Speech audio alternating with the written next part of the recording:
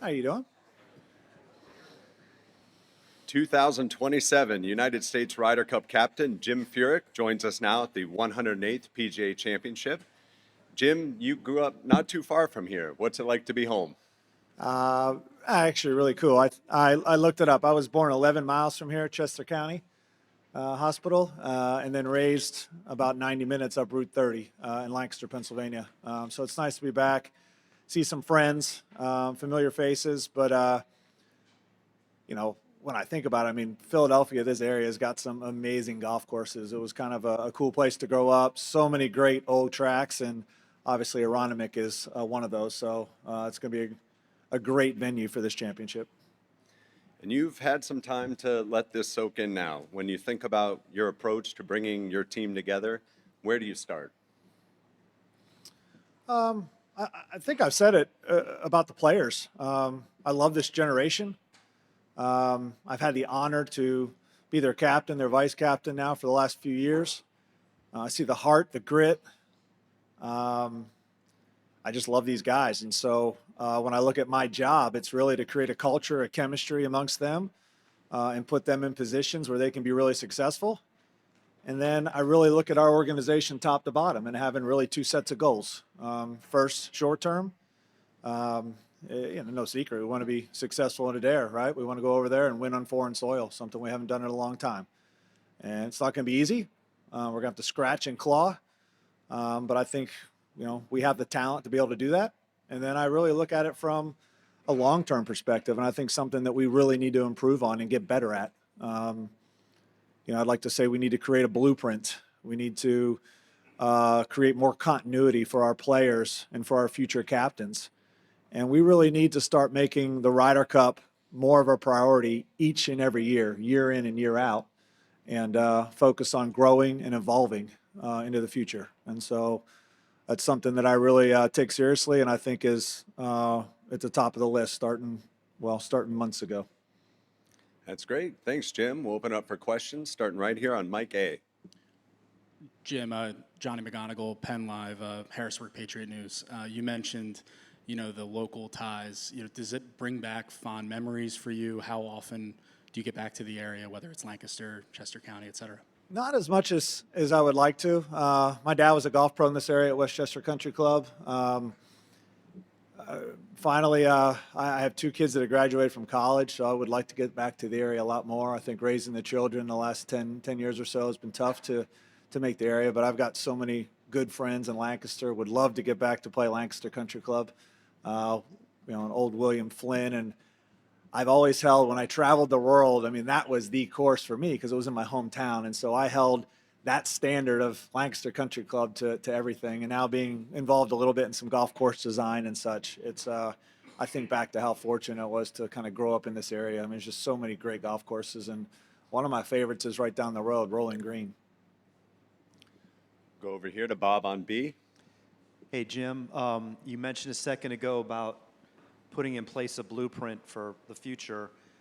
Can you, first of all, how is that different from the blueprint that was sort of put in place after Glen Eagles, and didn't that sort of work for a while, and when did the U.S. maybe get away from it? I don't think the idea is much different than 2014, but I think we could grow, we could evolve at a much better rate. I look back to some, obviously 2016, huge success at Hazeltine, 2021, huge success at Whistling Straits. I think we pull and we grab the foundation from those events. But I mean, there's a lot of different things we can talk about that I think we can grow and get a lot better at. Our logistics, our travel, our schedule. Then we can get into our pairings. It's no secret that foursomes has been a glaring problem. Our team play, the last two Ryder Cups on Friday and Saturday, we've dug massive holes, but foursomes is the glaring problem. I think there's a lot of stones to be unturned. Our analytics and just how we grow and how we evolve in all those areas. This is something that I quite honestly have been thinking about for years because I've been involved with so many teams. And as soon as Bethpage kind of ended, I really kind of started taking a lot of notes and writing things down and moving forward. I think it's been Terry sitting right here in the front. I think Terry's been a breath of fresh air for us as an organization, as the new CEO. His golf knowledge is quite impressive, but I think bringing that business background and having, when we talked a lot about the long-term goals of this organization, and I think a lot of our ideas aligned. And I'm definitely happy he's joined on, and I think he's going to be a great addition to what we have at Team USA.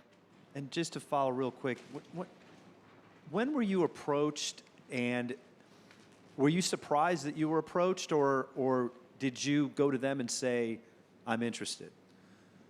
I'm not a person that ever, I don't know, I didn't want to throw my name in a hat. I didn't want to push that narrative. I felt my experience and knowledge could be of huge help. I was approached, I'll be honest, I was hoping I'd be approached, but I was approached the week before the Masters.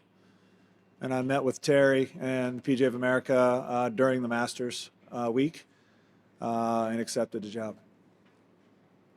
Up to Shane on 2. Hey, Jim, over here.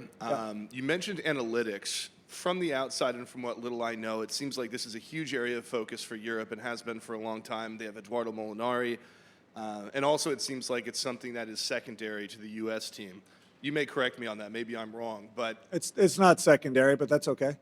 Are you, so I wanted to ask along with that if you're still working with scouts or if there's a new thing. But talk to me about that, because when we saw the pairings at Bethpage, it certainly looked secondary. Some of them statistically were, heavily criticized online and everything, while the Europeans looked like they were paying attention to that. So if you could just talk a little bit about that subject. Yeah, no, we work with scouts, I think everyone knows, since 2016. I think their role has become more prominent. They've been involved in at least 2 President's Cups. I think Davis brought him in 22, and I brought him in 24. I think when we look at it, I said we're going to leave no stone unturned. And so that surely from top to bottom includes analytics. No decision's really been made at this point on that future, but one that'll be made here in the next month for sure. That's my job. As far as secondary, I guess there's a number of different ways to look at analytics, a number of different ways you apply them. I look out at the range, and everyone's got a TrackMan or a quad out there. And I know a lot of the equipment reps that call that the drama box. So when used properly, it's a great tool, and it can really help. But used improperly, and I've seen a lot of guys mess their games up using the drama box. And so I think the same thing applies with our analytics. Numbers crunching. It's the application that becomes very important, and that's something that we need to look at and improve on. And surely that doesn't fall totally on scouts. That falls on captains as well, and me included. How do you decide when something, let's say Scout says this could be a great pairing, when you talk about the application, how do you decide when this is a good idea or when we're using stats in the incorrect way and we don't want to fall too far down that rabbit hole? I mean, I think the easiest way to say is, did they win or did they lose? But that's probably the improper way to look at it. Did they play well together? Did they, you can go out and shoot 6 under and lose. You can go out and shoot 1 over and win. It depends on the day, but that's something we're taking a look at from top to bottom. How do I view it? I think where we failed or where we've struggled with analytics is probably relaying to our players how they're used. I hate to hear someone say that, wow, I feel like so much of it revolves around analytics. I think it's a useful tool. I think the European side would say the same thing, but there's a lot of human element into that. And there's a lot of decisions that the captains have to make to put these players in a good position. And so how we've applied them, and more importantly, how we've discussed that and how that communication has been with the players needs to get a lot better. Brody on 5. Jim, you mentioned that, the last few years you've had some thoughts and things are starting to pop up. I'm curious you've had every role, right, the last few years. When you started to realize, hey, something's not quite right here, or some things need to change? Yeah, I would say instead of saying something's not quite right, I think I would say, you know, we could definitely be doing a lot better job. I think from, I mean, all right, let's look at it right now. I'm pulled in April to captain the team. We don't have a point system in place right now. I heard Luke earlier say that, you know, he'll put something in place in like late summer, or mid to late summer, early fall. But I think the idea that, I mean, Team USA is a professional sports organization. We go from the President's Cup to the Ryder Cup each and every year. And what I started noticing is we were maybe losing a little continuity from year to year. And so I just think we could be better at, this is a 12-month process each and every year. It's not something that the Ryder Cup's over, we decompress, we let it go for 6 months, and now we hire and we bring in, you know, we brought Keegan in even later than this last year. He had less than 18 months to prepare. And that's a guy that never had served as a vice captain. So he played a lot of catch up, if that made sense. And so the idea that more continuity, more preparation for future captains, more continuity for the players year in and year out, and that includes President's Cup in my mind as well. We've been carrying that knowledge along under some great captains, under the Davis Loves and the Freddie Couples and the Steve Strickers, and then myself kind of working with those guys. We've been kind of passing that information along, but I just really feel like it could be in a more organized manner. I think we could have put Keegan in a much better position last year. And part of my role as a vice captain was to kind of help him along with the experience that I had. But, you know, I think that continuity is probably the best word I could use. Sean on one. Same area, Jim. Back Where am here. I at? To your right. Sorry, right? Yeah. Is there an element with all the success that Europe has had that you are most envious of when it comes to the Ryder Cup? You mean other than that tick in the win column? Yeah, besides the result. I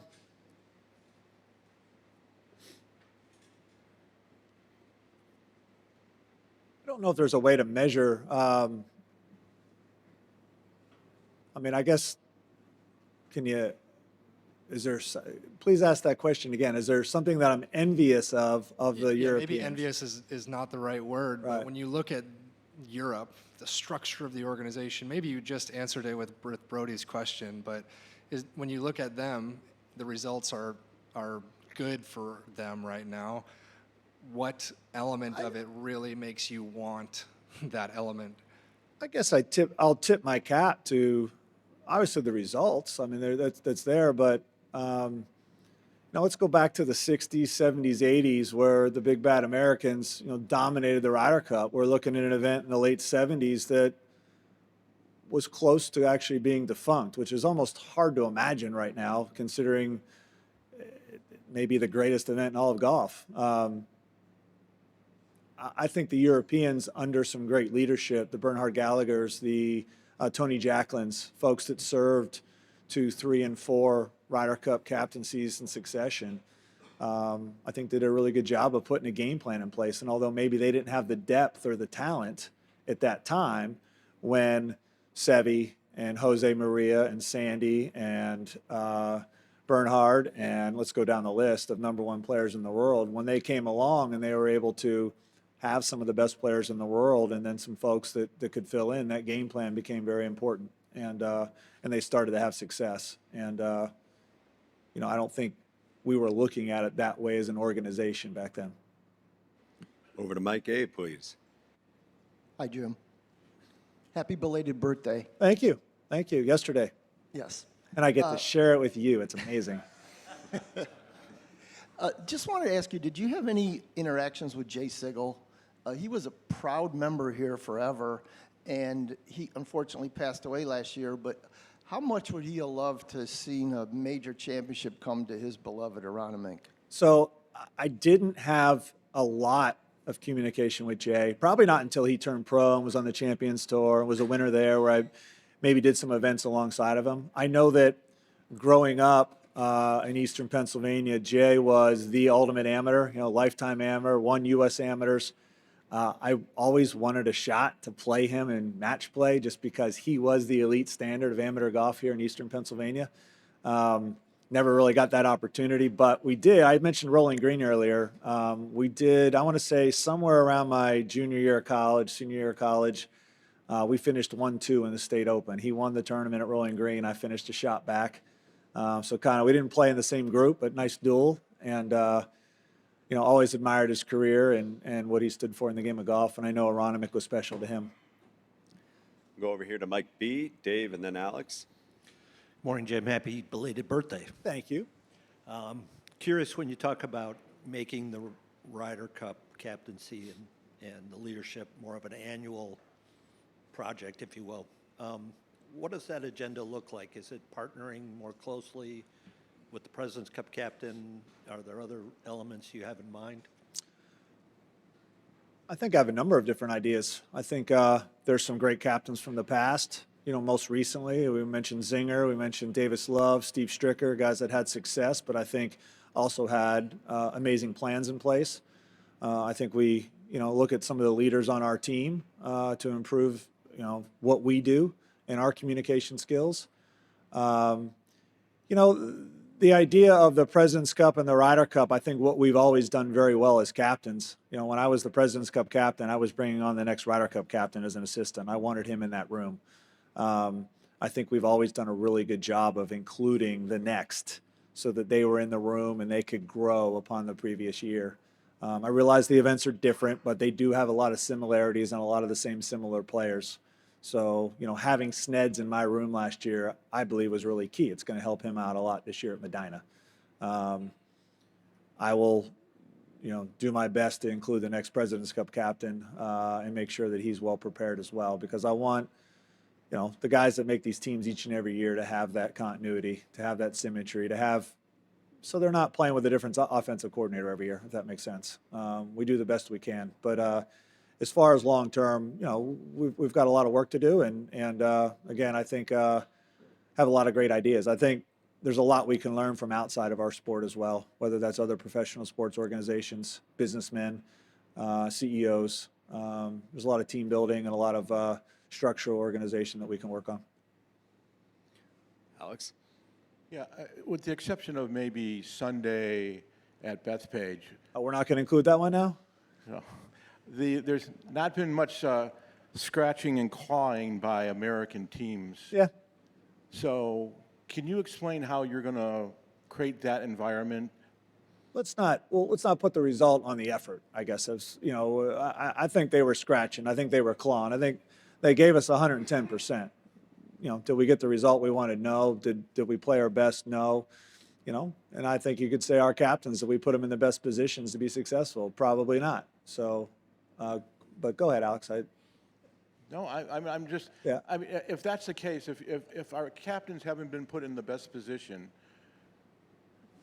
what will you do to make sure that you are in the best position? Yeah. Well, I think that I say that.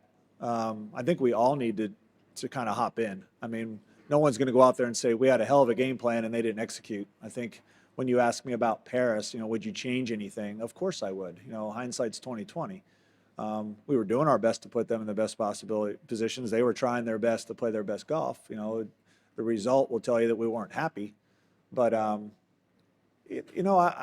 think there's a lot of things logistically that we can do that we can improve on our organization. And I mean, the easiest one right off the bat, I mean, just look at the record. I had it in my mind when I came here, but we're like 6-20 in foursomes the last three matches. I mean, I'll go back to the President's Cup where we had pretty much a blowout win by 7 points, and we lost the foursome matches by 3 points. I mean, it's pretty glaring that we're not prepared for that format. And so that's right now, that's first and foremost on my mind. We cannot continue to dig the holes we are on Friday and Saturday. I think a lot of that happens behind the scenes. That happens from a number of different ways, but I'll go first and foremost. I don't think we're preparing for that session very well. And, the Euros made a key move we've liked the foursomes first in the past. The Euros made a key move in Rome and actually put that session first for the first time in a long time. They realized that they thought they had an advantage, and it showed glaringly. I mean, they won that session, I think 1-7 in Rome. It's hard to. We've tried, and we almost overcame that at Bethpage, but it's hard to overcome those holes. We'll stay over here. Did I answer your question? Kinda? All right. I'm always here for you. Jim, what is your favorite Luke Donald story?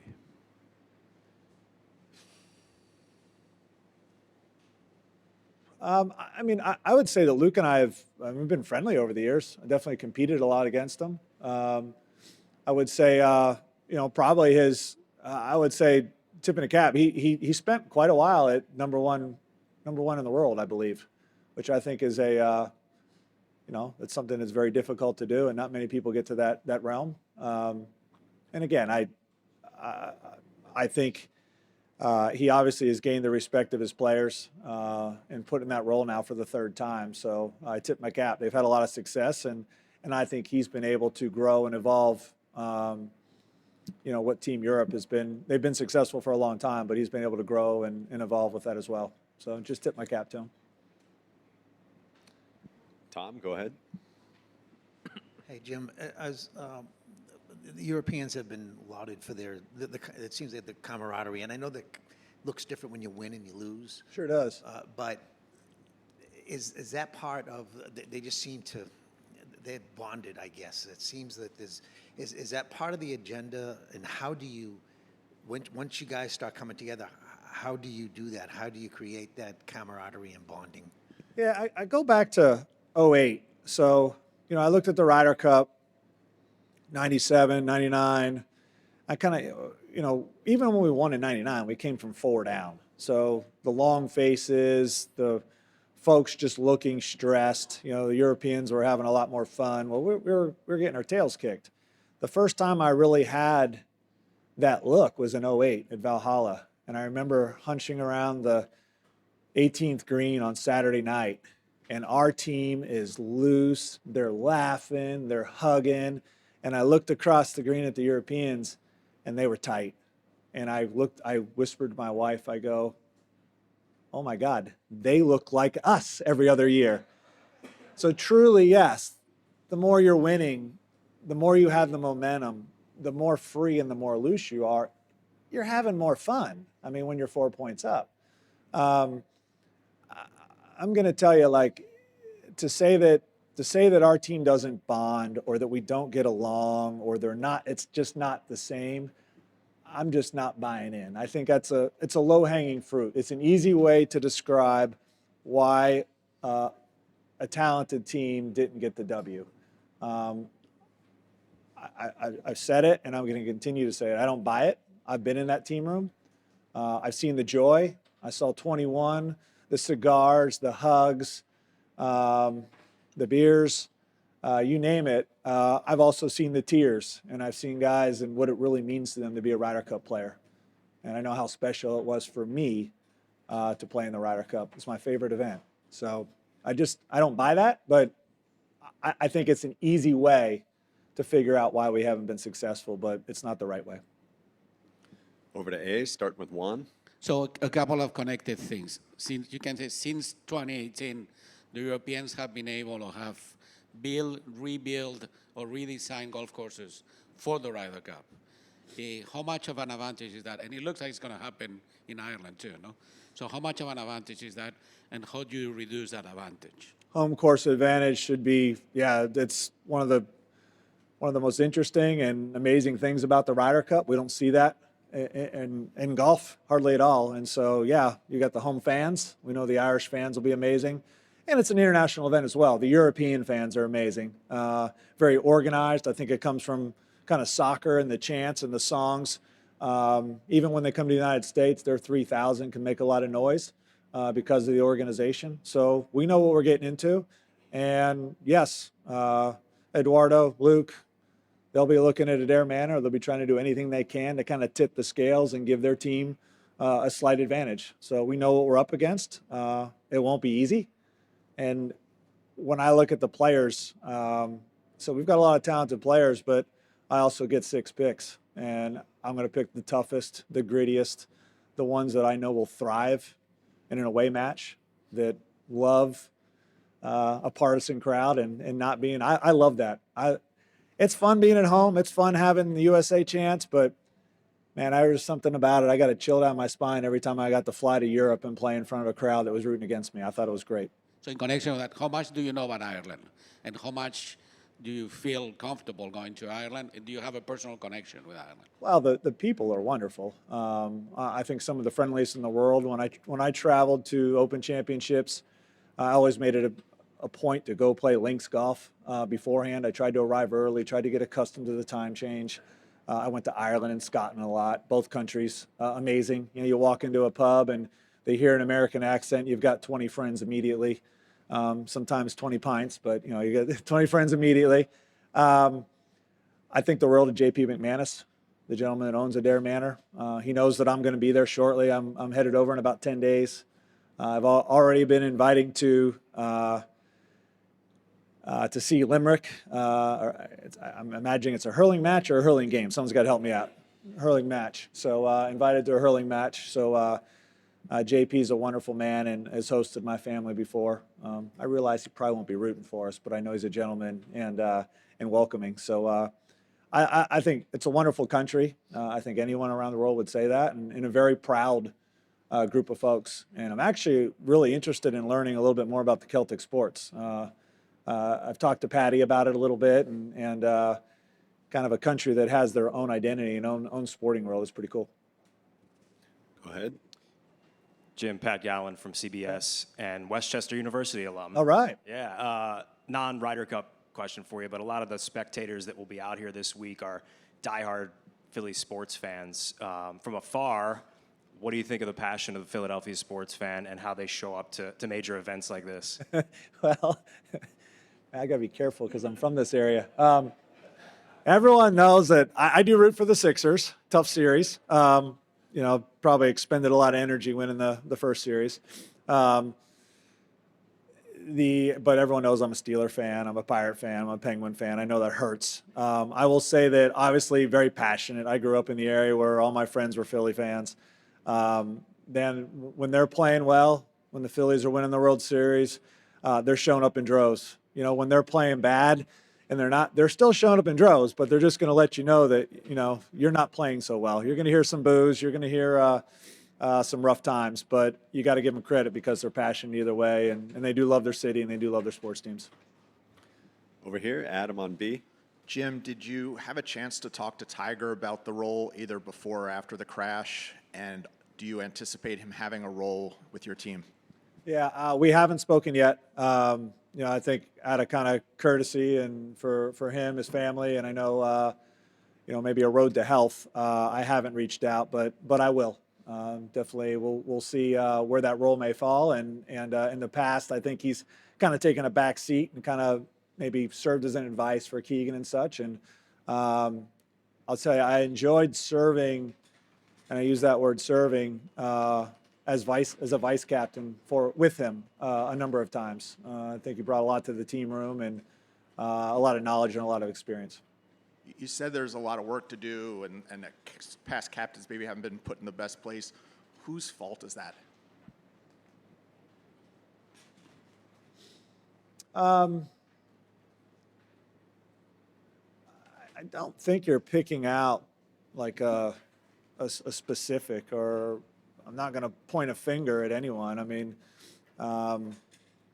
we're all in this together, from the PGA of America to Team USA to our captains to our players. But I believe we had a vision in 14 that, got us to a certain point. I just don't think we evolved along the way. And so whether it's PGA of America and its captains along the way, probably could have done a better job together creating creating a better team atmosphere. Has the PGA empowered you enough to do what you think needs to be done? Yes. I said it before. I think everyone's got their heart in the right place. The officers that I've met along the way at the PGA of America, a lot of them become dear friends. Some of them I still see at home. The heart's in the right place. I really do. I'm going to say it again. I think Terry's a great addition. I think he comes from a little different place in the world of golf and from a sense of business. And I think that the skill set that's needed that he's had throughout his career is exactly what this organization needs. And I think it's going to be a huge asset for our team as well. Wrap things up with Shane on 2. Hey, Jim, a question about Paris for you. One of the criticisms you faced was about your captain's picks, and obviously 3 of them didn't have good records, but when you look back, you go, in what world could you have not picked Tiger or Bryson after winning 2 events, or Phil? But the question I wanted to ask you, is there anything about that would make you more willing this time around to make a tough, maybe unpopular decision if you spotted a scenario where, like, okay, where there's a guy who's 7th who just won, but I don't think he'd be good at Adair Manor or something like that? Yep. I've actually read a lot of the stuff you've written, and it's very well thought out, so I know where you're coming from on this. Yeah, if you went back in time to 2018 and the captain's picks were made, Thomas Bjorn was heavily criticized for his picks. He went with some folks that maybe weren't in good form at the time, but either he felt were good fits for the golf course or, had great, some good Ryder Cup history like a Sergio. I was kind of put in a position with the guys in present form were pretty long hitters, maybe not necessarily the most accurate players. The one guy that actually, for us statistically, that really profiled well for that golf course was Tony Finau. The reason why is he used that 3-iron. He had a driving 3-iron that he was very accurate with, and we knew he was going to use it a ton on that golf course. And he profiled well from yardages and for the rest of the golf course. That was probably my one controversial pick, and he's the one that would they go 2-10? Is that right? Maybe. I think Tony won 2.5 or 3 points, and He was 2-1, but I think they all went 9. Yeah, I think the whole group went 2-10 that week. Tony won the 2 points. I knew that the guys that profiled well for that golf course were the Zach Johnsons, the Matt Kuchars, Kevin Kisner, guys that I took over there, Brian Harmon. I took them over there for practice rounds. They saw the golf course. I knew they profiled well for it. Kiz was hurt. Zach and Cooch really weren't having great years and not good second halves of the year. So that was a big decision in there. Was, am I taking the guys in current form, or am I taking guys that I think profile well for the golf course? We know the rest of the story, what I took and the record. Now, there's a lot more that goes into those records than just profiling for the golf course. Tiger was exhausted after the Tour Championship. And ultimately, after the first session, we struggled all around as a team. Yeah. And I guess the second part of the question was, this time around, are you going to be a little more ruthless maybe, or would you make the difficult choice more readily because of what you witnessed there? I've had to do it twice because I did it in Paris. I feel like I applied some of those lessons to my selections in 2024. And absolutely, part of my job, I'm going to say this, like when we talk about a captaincy, you're going to hear me say this a lot you're going to hear me use the word we quite often. All right. I don't want you to mistake that from the fact that I'm the captain and I'm the one that gets to make the decisions. But when I think about we, I think about the large organization. I think about my vice captains. I think about 12 players. I think about 12 wives. I think about 12 caddies. I think about the PGA of America. Our staff, our physios, our coaches, you just keep going down the list. It's a group of 75 to 100. My job and my goal is to get that large group all thinking about one common goal and getting everyone on the same exact page and moving down the tracks. So I'm going to use we a lot throughout the year. But don't mistake that. At the end of the day, my management style is more about surrounding myself with the best and the brightest people, getting their opinions. But ultimately, at the end of the day, I have to make those tough decisions. And so those captain's picks, as we're talking about, I'm going to circle back. Yes, I'm prepared and willing and will, make those tough decisions. And we're going to put the best group, we're going to put the best team of 12 together. And that's really important because there needs to be cohesiveness. The pairings need to match. we need to fit the golf course, and I need some guys in good form as well. And so I'll be over there shortly. I'll start identifying. I'm gonna travel to Ireland quite a bit, probably 3 times this year, and I'm gonna start identifying, what it's gonna take on that golf course. I realize there's gonna be some nips and tucks made, and I know there's already been some changes made to grassing and rough lines so that they have options on setup. But we'll start to form, we'll start funneling and forming those opinions next year as well, and getting ready to pick that best team of 12. Thank you. Thanks for your time, Jim. We appreciate Thank it. you. I appreciate it.